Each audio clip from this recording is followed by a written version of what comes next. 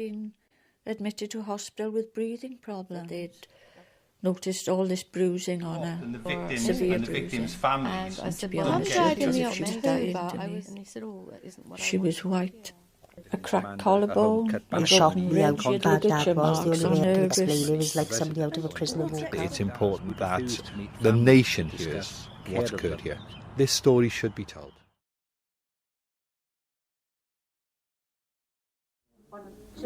Oh, said Daisy. How's that? Long-term care for the elderly has moved almost entirely into the private sector, either in residential homes or in nursing homes. Very few old people now spend their last days on hospital wards. They're much more likely to end up living in the more homely atmosphere of a nursing home.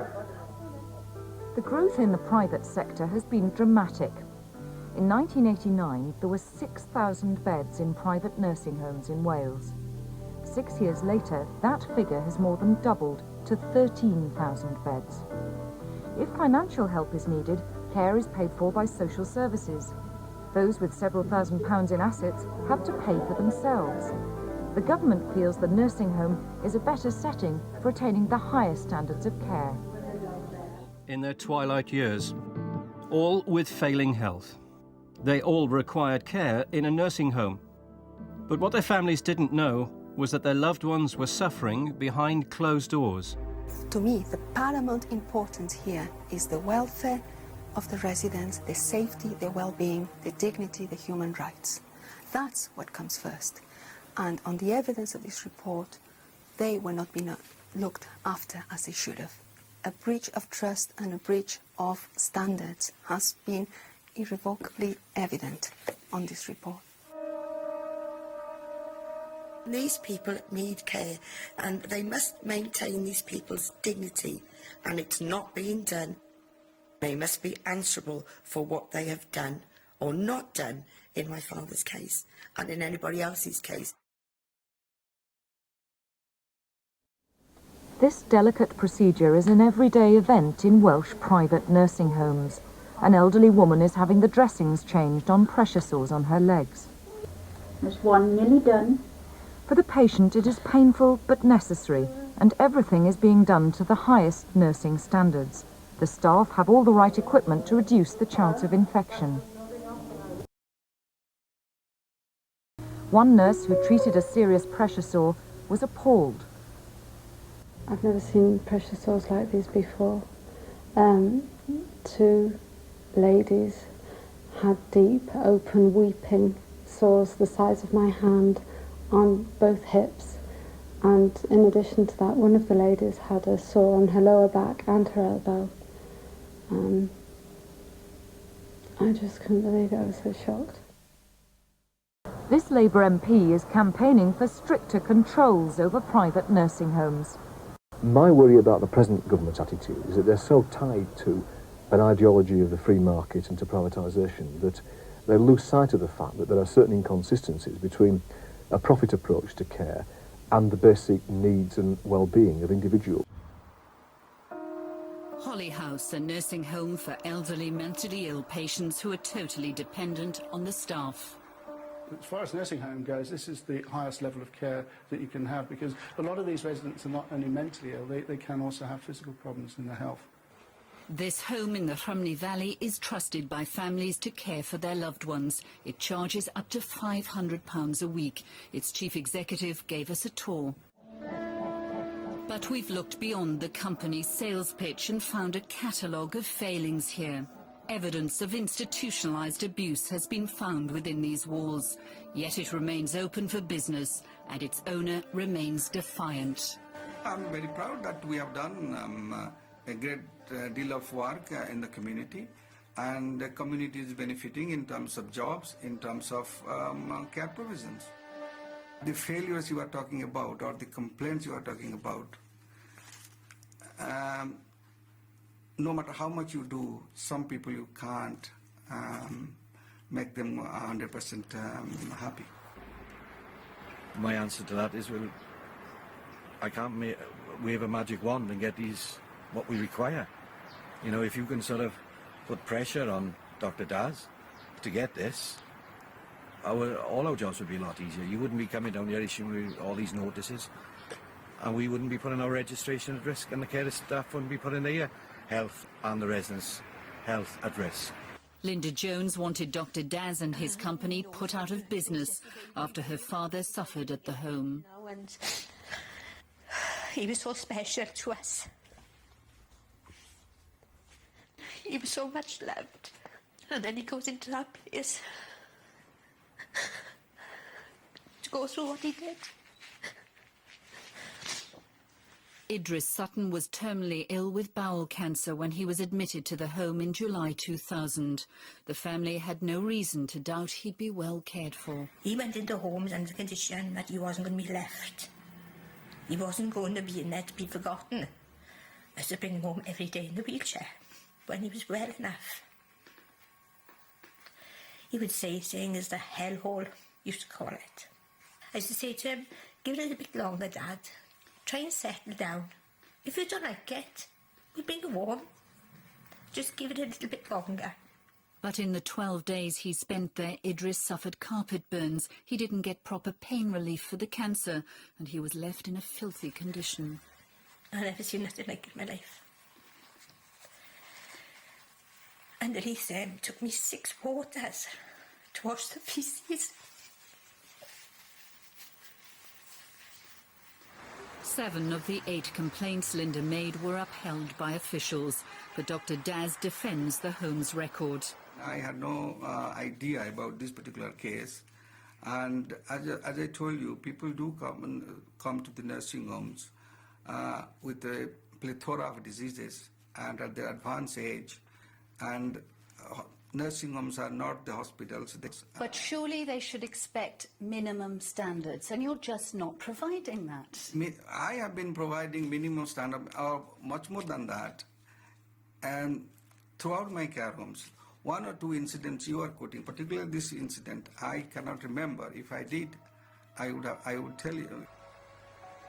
But a local GP who's a professor in primary care still remembers the appalling standards he found at the home. I witnessed patients who were not clean, patients who were in soiled bedding, infected ulcers that had not been attended to, patients who were malnourished and dehydrated, and with adequately trained staff who had been given the resources to do the job, those things would not have happened. Dawn Goll worked nights as the sister in charge at one of Dr. Daz's nursing homes. The moment he took over, everything changed. He wouldn't have agency nurses. He cut down on the quality and quantity of food, and also incontinent aids. If you're going to have a nursing home and run a nursing home, these people are not units of money. You have to look after them. And you've got to give your staff the facilities to do it. And if you're cutting back on staffing levels and food and incontinence aids, where is that money going? These people are paying for it, and they are entitled to good care. By 2006, we started to become evident that there was a pattern across a number of homes in which we were seeing deaths in circumstances which what appeared on the face of it were just not natural causes. The investigating team was shocked by what they were finding.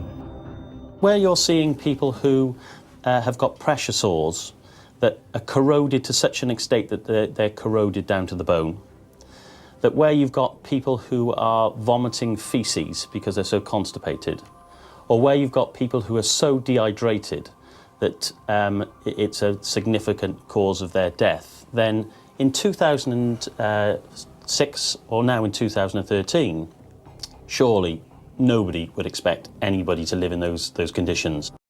More than 12.5 tonnes of documents, 10,000 exhibits, 4,000 statements, gathered over 7.5 years.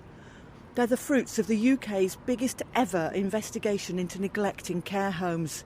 But the case has just collapsed. What Gwent Police began in 2005 became the biggest investigation they'd ever carried out.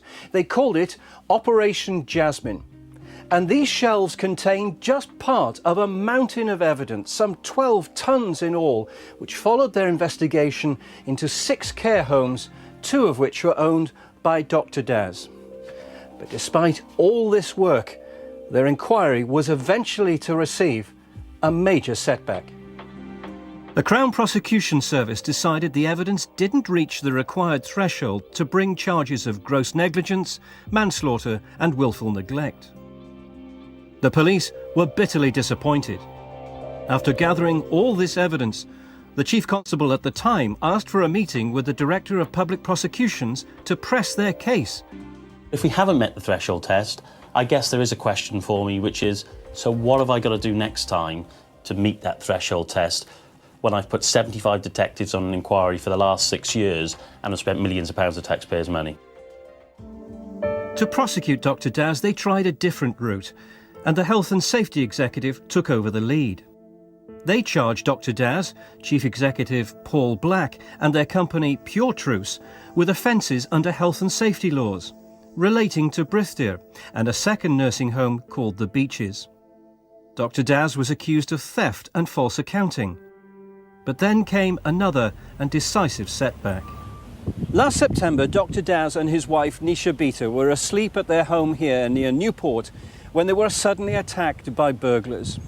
Dr. Daz was repeatedly beaten about the head with a hammer, suffering what were later described as severe and traumatic brain injuries. In March, Cardiff Crown Court was told that Dr. Daz was highly unlikely to ever recover enough to stand trial.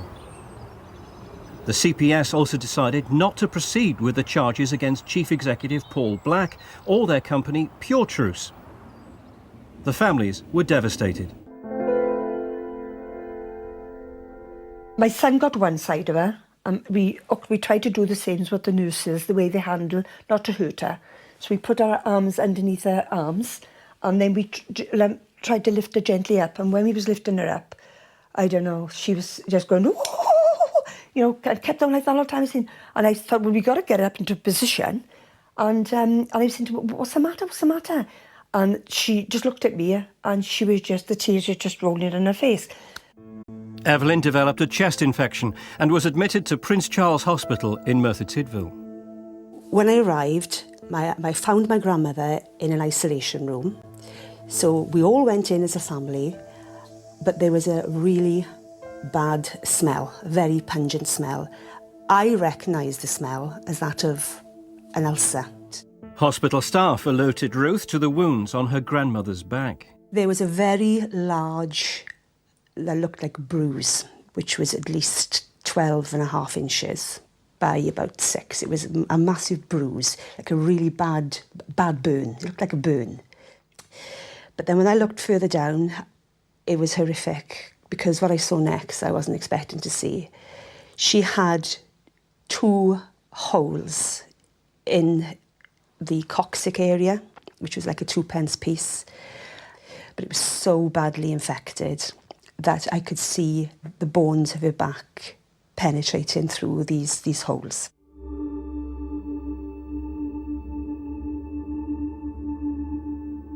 Obviously, the smell was all this infection. It was oozing, it was black, it were holes. It was absolutely horrific. The pain and suffering she must have gone through to be in that state doesn't bear thinking about.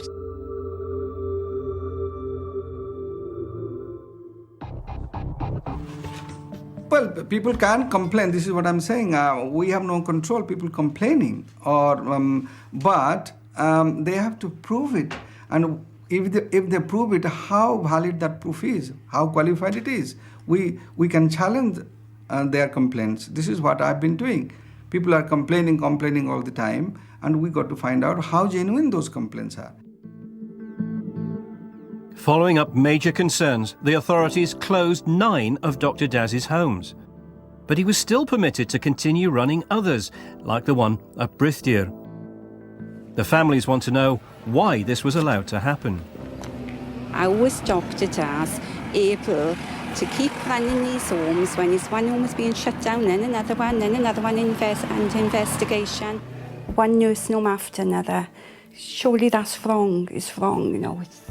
we should have been told about this, that Dr. Daz owned our home, that he had our homes of investigation. But, I mean, the authorities didn't tell us. We didn't know. If only we had known that Dr. Daz had run our home, our father wouldn't have been in there. We wouldn't have let him go in there, Gay, would we? MP for Blaenau Gwent, Nick Smith, has taken up the family's cause, and he challenged the Prime Minister in Parliament. The willful neglect of residents in their care homes is a crime. But too often the victims and the victims' families don't get any justice. Given it's your 3rd anniversary, when are we going to have a law that's fit for purpose? Today, the news families have been campaigning for. We need a full and independent review of these events to understand whether there is anything else the social care sector and policy makers need to learn, anything else, indeed, we need to put in place. I have, therefore, decided to establish an independent review to quickly and effectively look at the major issues raised by the events surrounding Operation Jasmine. We know it will affect care in the future. It will improve standards in care homes, and hopefully nobody will suffer as these families have suffered going forward.